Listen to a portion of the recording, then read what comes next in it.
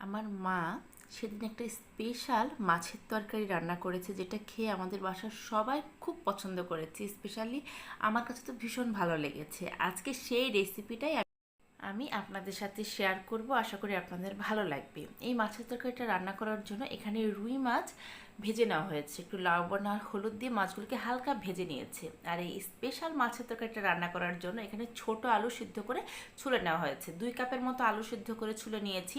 কড়াইতে 1/2 কাপ সাদা তেল দিয়ে এখানে 4-5টার মতো পেঁয়াজ কুচি হালকা একটু ভেজে তারপর সিদ্ধ করে যে আলুগুলো ছুলে রেখেছিলাম সেই আলুগুলো দিয়ে দিলাম। আর 2টা বেগুন মাঝখান থেকে একটু কেটে তারপর দিয়ে দেওয়া হয়েছে। এখন এখানে দিয়ে দিলাম হলুদ গুঁড়ো। হলুদটা দিতে হবে 1 চামচের মতো, আর শুকনো মরিচের গুঁড়ো আমি 1 চামচই দিয়েছি। ঝালটা আসলে আপনারা আপনাদের টেস্ট অনুযায়ী দেবেন। আমি খুব একটা বেশি ঝাল পছন্দ করি না, সেটা বুঝে আমি ঝাল দিয়েছি। আর লবণটা দিয়ে দিলাম পরিমাণ মতো। এই দিয়ে মশলাটাকে খুব ভালো করে আমরা কষিয়ে নেব। যেহেতু গুঁড়ো মশলা দিয়েছি, মশলাটা পুড়ে যেতে পারে, তাই হাত দিয়ে সামান্য একটু জল দিয়ে দিলাম যাতে করে মশলাটা পুড়ে না যায়। এখন কিন্তু এই মশলাটা খুব ভালো করে কষিয়ে নেব। আলুগুলোকে কিন্তু আমি আগে থেকে ভেজে নিইনি, বেগুনটাও ভেজে নিইনি, এই মশলার সাথে কিন্তু ভাজা হবে। যখন দেখবেন তেল উপরে ভেসে উঠেছে, যে মাছগুলো ভেজে রেখেছিলাম সেই মাছগুলো এখানে দিয়ে দিলাম। দিয়ে এখন আমি ঝোল দিয়ে দেব।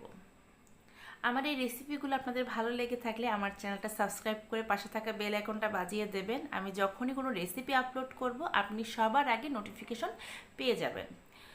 20 মিনিট এটাকে মিডিয়াম হিটে রান্না করার পর নামানোর আগে এখানে দিয়ে দিলাম ভাজা জিরে গুঁড়ো, আর হালকা একটু গরম মশলার গুঁড়ো দিয়েছি সুন্দর একটা ফ্লেভার আসার জন্য।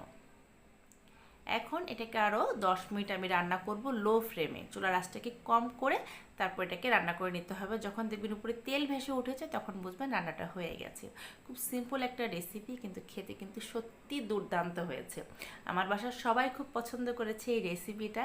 তো ভাবলাম ছোট আলু দিয়ে আর বেগুন দিয়ে আপনারা এই মাছের তরকারিটা রান্না করলে আপনারা নিজেরাই বুঝতে পারবেন যে আপনাদের কেমন লেগেছে। যদি এই রেসিপিটা বাসায় তৈরি করেন অবশ্যই কমেন্ট করে আমাকে জানাবেন।